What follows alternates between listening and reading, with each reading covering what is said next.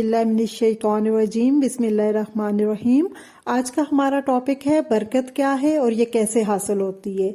हमारे इस्लाम और दुआओं में कुछ कलिमात ऐसे हैं जिन पर गौर करना बहुत ज़रूरी है। ऐसे कलिमात जो हम रोज़ आपस की गुफ्तगू और नमाजों में दोहराते हैं, जिनमें दुनिया और आखिरत की भलाइयाँ जमा कर दी गई हैं और जिनमें हाल और मुस्तकबिल की सआदत मंदी है, उन्हीं में से एक कलमा है बरकत। बरकत की दुआ आप देखें, जब मुसलमान अपने भाई से मिलता है तो कहता है अस्सलामु अलैकुम वरहमतुल्लाहि वबरकातुहू। तो क्या कभी हमने इस बरकत की दुआ के माने पर गौर किया है? इसी तरह से हम जब नमाज में दुरूद पढ़ते हैं, अल्लाहुम्मा बारिक अला मुहम्मद व अला आले मुहम्मद कमा बारकता अला इब्राहिम, ए अल्लाह बरकत नाजल फरमा दे मोहम्मद सल्लल्लाहु अलैहि वसल्लम पर और आपकी आल पर, जैसा कि तूने बरकत नाजल फरमाई इब्राहिम अलैहिस्सलाम पर। इसी तरह से दुआए कनूत में हम पढ़ते हैं व बारिक ली फीमा आतैत, जो तूने मुझे अता किया इसमें बरकत डाल दे।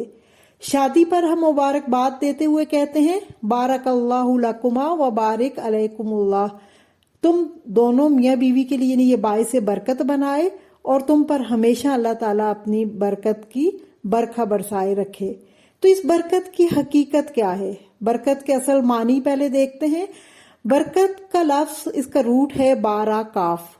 इसके मीनिंग में असल, इसके जो मानी असल में वो बका और दवाम यानी बरकरार रहने वाली, और इसका एक मानी बढ़ना और कसरत खैर भी है।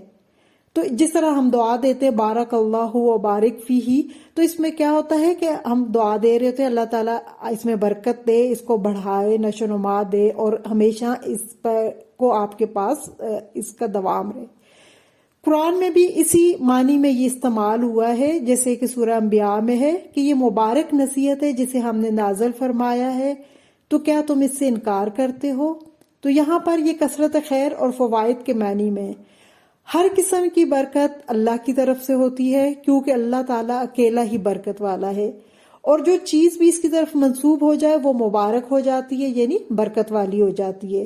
सो अल्लाह का कलाम मुबारक है, उसका रसूल भी मुबारक है, उसका बंदा मोमन मखलूक को जो फायदा दे वो भी मुबारक है, बैतुल्लाह भी मुबारक है, अरसे शाम भी मुबारक है।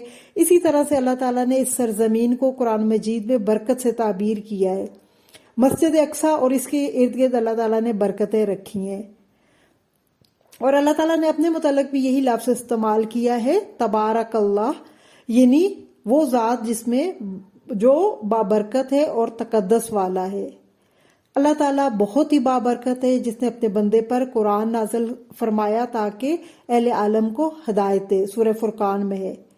इसी तरह सूरह आराफ में ये अल्लाह रब्बुल आलमीन बड़ी बरकत वाला है। अल्लाह ताला ने हजरत मसीह इब्न मरियम के मुतल्लिक भी फरमाया, सूरह मरियम में है, और मैं जहां हूं और जिस हाल में हूं मुझे साहिब बरकत किया है। बरकत अल्लाह का एक फजल है जो इंसान के पास वहां से आकर पहुंचता है जहां से इंसान को वहमो गुमान भी नहीं होता। सो हर वो काम जिसमें गैर महसूस तरीके से इजाफा और कसरत नजर आए तो कहा जाता है इसमें बरकत डाल दी गई है। और ये बरकत जो है एक अल्लाह का खास अतिया है। चुनाचे जब अल्लाह किसी की उम्र में बरकत डालता है तो उसको अतात की ज्यादा से ज्यादा तौफीक देता है और उसकी जिंदगी में भलाइयां जमा कर देता है। जब अल्लाह ताला सेहत पे बरकत डालता है तो इसका मानी ये होता है कि अल्लाह आदमी की सेहत को पायदार कर देता है। जब माल में बरकत देता है तो इसको बढ़ा भी देता है, और इस माल को अल्लाह इंसान से खैर के कामों में खर्च करवा देता है और इंसान को तौफीक देता है कि वो अल्लाह की राह में माल खर्च करे। जब औलाद में बरकत डालता है तो अल्लाह ताला औलाद को नेक बना देता है और हर साहिब औलाद को औलाद का हुस्न सलूक नसीब कर देता है। जब अल्लाह बीवी में बरकत डालता है तो इसको शोहर की आंखों की ठंडक बना देता है, और जब वो उसे देखे तो वो खुश हो जाए, और जब वो घर से बाहर हो तो वो औरत उसकी इज्जत की हिफाजत करे। जब अल्लाह ताला काम में बरकत डालता है तो इसके असरात को वसत पजीर करके इसके फायदे ज्यादा कर देता है। इसी तरह इसके बारे में इब्ने कय्यम रहमतुल्लाह फरमाते हैं, हर चीज जो अल्लाह के लिए नहीं होती برکت اس سے اٹھا لی جاتی ہے، کیونکہ اللہ تعالیٰ برکت والا ہے اور ہر برکت اسی کی طرف سے ہوتی ہے۔ اسی طرح سے مسند احمد میں حدیث ہے، اللہ تعالیٰ فرماتا ہے جب میری اطاعت کی جائے تو میں خوش ہوتا ہوں، اور جب میں خوش ہوتا ہوں تو برکتیں عطا کرتا ہوں، اور میری برکتوں کی کوئی انتہا نہیں۔ لوگوں نے وقت، اشیاء اور اقوال و اعمال میں کتنی برکتیں دیکھی۔ کبھی تھوڑی سی چیز بہت زیادہ ہو جاتی ہے اور اس کا فائدہ عام ہو جاتا ہے، بھلائیاں ملتی رہتی ہیں، سرور کی کیفیت عام ہوتی ہے، دل خوش ہوتے ہیں۔ ہمیں عظیم لوگوں کی سیرت میں برکات کی بے شمار مثالیں ملتی ہیں کہ یہ بھی تو انسان تھے، لیکن اللہ نے ان کے عمل اور عمر میں برکت ڈال دی تھی۔ سیرت رسول صلی اللہ علیہ وسلم پر اگر غور کریں کہ اشرف المخلوق جناب محمد صلی اللہ علیہ وسلم کی زندگی کا ہر دن مبارک ہے، آپ کے فیوز و برکات مسلسل ہیں اور تا قیامت جاری رہیں گے۔ اسی برکت کی وجہ سے اللہ تعالیٰ نے اسلام کی حکومت قائم کر دی۔ حالانکہ آپ صلی اللہ علیہ وسلم کی دعوت کا دورانیہ صرف 23 سال تھا، بلکہ 23 سال سے بھی کم ہے، اور خلافت ابو بکر صدیق تو صرف چند ماہ کی تھی۔ انہوں نے اس مختصر مدت میں ایسے کارنامے انجام دیے جو عام آدمی کئی سال کرنے سے بھی قاصر ہوگا۔ اگر علم کے میدان میں نظر دوڑائیں تو علماء کو دیکھ کر حیرت ہوتی ہے۔ آپ دیکھیں امام شافعی کو، وفات کے وقت ان کی عمر کچھ زیادہ نہیں تھی۔ اسی طرح سے امام طبری کو دیکھ لیں، امام نووی ہیں، اور شیخ الاسلام ابن تیمیہ وغیرہ کو دیکھیں، کس قدر انہوں نے تالیفات اور کتابوں کی صورت میں علمی ورثہ چھوڑا ہے کہ جن کو پڑھتے پڑھتے انسان کی عمریں تمام ہو جائیں۔ اور یہ صرف اللہ کی مدد و برکت ہی تھی جو ان کے اوقات میں ڈال دی گئی تھی۔ لوگوں کی زندگیوں میں برکت کو دیکھا جائے تو چیز اگر بابرکت ہو تو اس کی تھوڑی چیز بھی بہت کافی ہو جاتی ہے۔ آپ دیکھیں ماضی کا دور تھا، ایک گھر میں کئی خاندان رہتے تھے، ایک وقت کا کھانا جو ہے سب کو کفایت کر جاتا تھا، اور ان کے گھروں میں برکتیں تھیں، سعادت مندی سے ان کے گھرانے گرے ہوئے تھے۔